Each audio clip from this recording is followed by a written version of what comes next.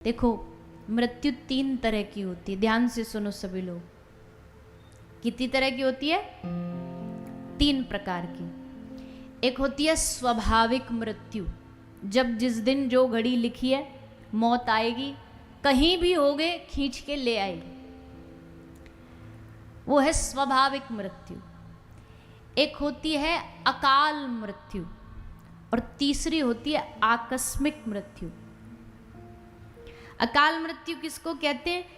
अकाल मृत्यु होती है जब जीवन में मृत्यु अभी निश्चित नहीं है हमारी, लेकिन कोई ऐसा पाप बन गया हमसे कि अब जो निर्धारित समय था, एक्सपायरी डेट जो थी, उससे पहले ही मृत्यु आ जाएगी। इसको अकाल मृत्यु कहते हैं। ये जीवन में कोई जब भयानक अपराध बनता है ना, तब अकाल मृत्यु होती है। और अकाल मृत्यु के लक्षण क्या है? जैसे किसी व्यक्ति ने सुसाइड कर लिया, ये क्या है? ये अकाल मृत्यु। ट्रेन की पटरी पर लेट गए, जहर खा लिया, पंखे से लटक गए, ये सब अकाल मृत्यु के परिणाम। मतलब कोई अपराध बना है जीवन में जिसके कारण निर्धारित समय से पहले मृत्यु हो गई। एक होती है आकस्मिक मृत्यु। आकस्मिक मृत्यु क्या होती है? सांप का डसना, बिजली का पकड़ लेना। ये क्यों हुआ है? अकाल मृत्यु वर्तमान के पापों का फल है और आकस्मिक मृत्यु पिछले जन्म के पाप के फल से मिलती है। इसको आकस्मिक मृत्यु कहते हैं। और स्वाभाविक मृत्यु ये भैया कि जिस दिन बुलावा आना होगा उस दिन लाख कोशिश करो छुपने की। हम कहते मजाक मजाक में कि भैया जब मृत्यु नज़दीक आ गई तो कितने भी बालों को डाई कर लो, कितने भी रंग रोगन लगा लो, थोड़ी ना मृत्यु ये सोचे कि भैया इसकी तो एकदम अभी काली काली जुल्फ है, वापस चलो, अभी समय नहीं हुआ ले जाने का। ये तो समय पर, निर्धारित समय पर अपने आप मृत्यु का आगमन हो ही जाएगा।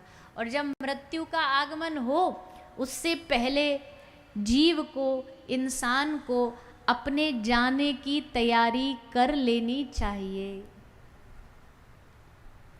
आप कहोगे बड़े अजीब बात बता रहे हो हमें, मरने की कई तैयारियां होती हैं?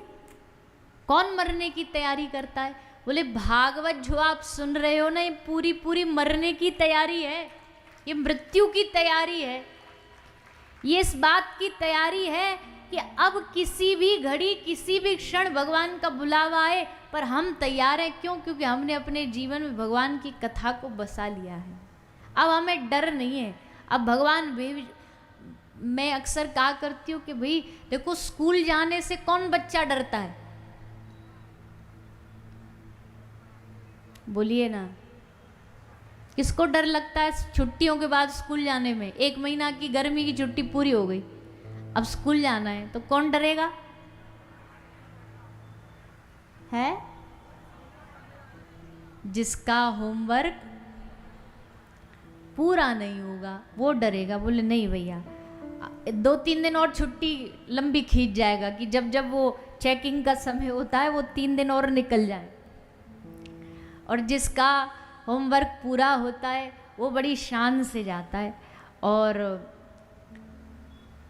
पहली बेंच पे बैठता है, सबसे आगे बैठेगा, पीछे भी नहीं बैठेगा, मुंह दिखा के बैठेगा, छुपाएगा नहीं, क्योंकि उसको पता हमारा काम पूरा हो चुका है। और अगर गलती से टीचर, मैडम, मास्टर जी अगर भूल भी गए ना काम पूछना, तो सबसे पहले खड़े होके बोलेगा, मैम कॉपी चेक कर लो। होते ना ऐसे कुछ इंटेलिजेंट वाले स्टूडेंट क्लास में, बोले उनका हमेशा अप टू डेट काम मिलेगा, तो बड़े गर्व से कहते मैम कॉपी चेक कर लो। और जिनका काम पूरा नहीं होता वो पीछे मुंह छुपा के उसको मनी मन गाली दे रहे होते, चुप हो जा, अच्छा भला मैडम भूल गई है, तू काय को याद दिला रहा है, बढ़िया भूल ही रहे।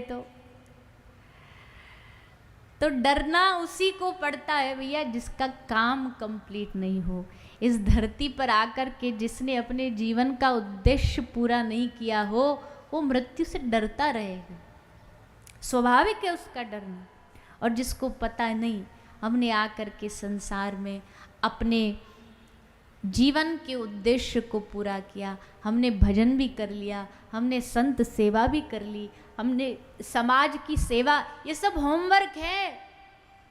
ये जब तक आपकी लिस्ट में इन सब चीज़ों का टिक नहीं होगा ना, तब तक समझिए कि होमवर्क पूरा नहीं है। इनको समय रहते रहते टिक लगा लीजिए। साधु सेवा करी, हाँ करी हमने, और जब तक जिएंगे तब तक करेंगे। समाज में कुछ अच्छा किया आपने, ले हाँ किया, और आगे भी करते रहेंगे जब तक श्वास दिए भगवान ने। भगवान ने दुनिया में ऐसे ही थोड़ी भेजा हमको बस जाओ खाओ पियो।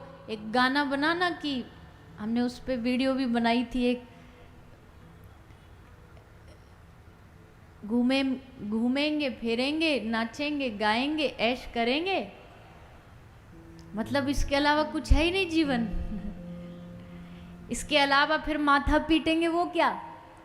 यहाँ तो तुमने मौज कर ली, यहाँ तो ऐश कर ली, फिर जब भगवान पूरा हिसाब किताब निकलवाएंगे चित्रगुप्त से, बोले निकालो इसका हिसाब, बताओ क्या क्या किया इसने। इसलिए वो हिसाब लगाया जाएगा, उस हिसाब को लगाया जाएगा। उससे पहले हम सबको जाने से पहले अपने जीवन को, अपने कर्म को कहीं ना कहीं सेवा में लगाना चाहिए, भक्ति में लगाना चाहिए। उद्देश्य रखिए जीवन का। कुछ उद्देश्य बस इतना ही नहीं है घर परिवार को पालन कर लेना। तन से सेवा करिए, मन से करिए, धन से करिए, हर एक प्रयास से करिए कि जहां हम समाज को, दुनिया को कुछ दे करके जा सके। संग्रह करते करते तो चले गए दुनिया से जो हाली हवाली थे। सिकंदर दुनिया छोड़ के गया तो दोनों हाथ खाली थे।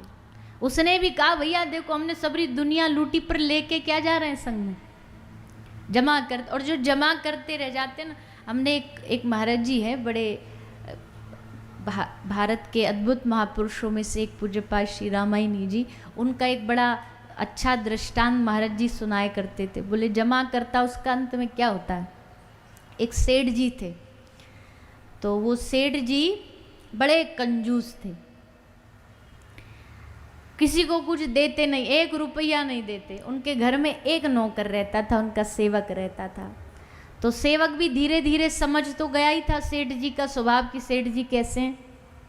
तो फिर क्या हुआ, एक दिन सेठ जी ने खीर बनाई, 1 कटोरी खीर बनाई।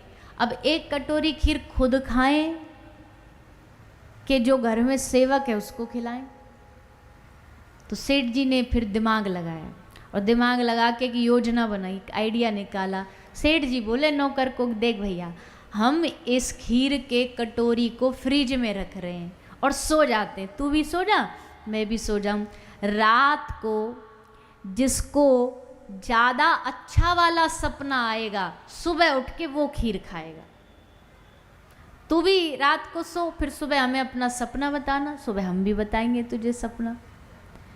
सेठ जी का सेवक बोला ठीक है सेठ जी। सो गए रात को सोए, सुबह उठे तो सेठ जी पहले ही प्री प्लान कर चुके थे। उनको सपना अपना कुछ नहीं आया, पर सेठ जी ने सोचा ऐसा सपना सुनाएंगे हम इतना बढ़िया वाला कि खीर तो हमें ही खाने को मिलेगी। तो सेठ जी बोले बेटा, रामलाल बोले हाँ सेठ जी। बोले बेटा देखा तूने सपना? बोले हाँ देख लिया सेठ जी, पर पहले सेठ जी आप बताओ। तो सेठ जी ने बताया सपने में क्या देखा हमने। बोले हमने देखा रात को हम सपने में स्वर्ग गए,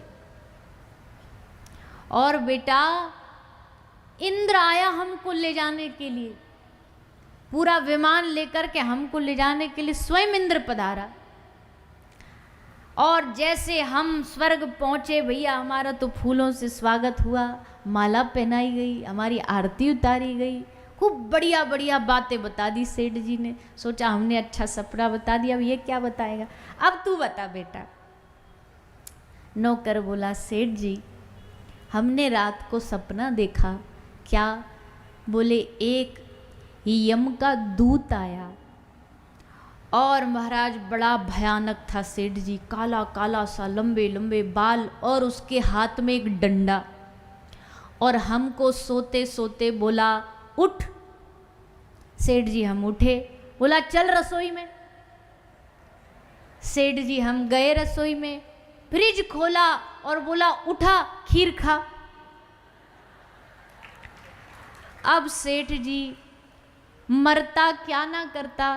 सेठ जी बोले तो तूने फिर क्या किया? बोले सेठ जी डंडा सर पे क्या करते, हमने उठाई कटोरी और खीर खा ली।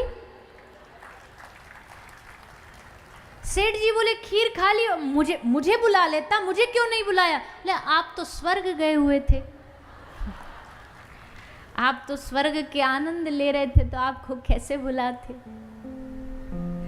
तब सेठ जी माथा पकड़ के रह गए। मतलब क्या है, ये तो ऐसी आपको हंसाने के लिए दृष्टांत दिया, पर मतलब बड़ा गंभीर है कि समय रहते बांट के खा लो, नहीं तो जमा जमाई की हुई पूंजी को कोई ना कोई ऐसा ही रामलाल आएगा और ले जाए। उससे पहले उसको कहीं ना कहीं बांट के संसार में अच्छे कार्यों में लगा करके उसका उद्देश्य पूरा कर लो।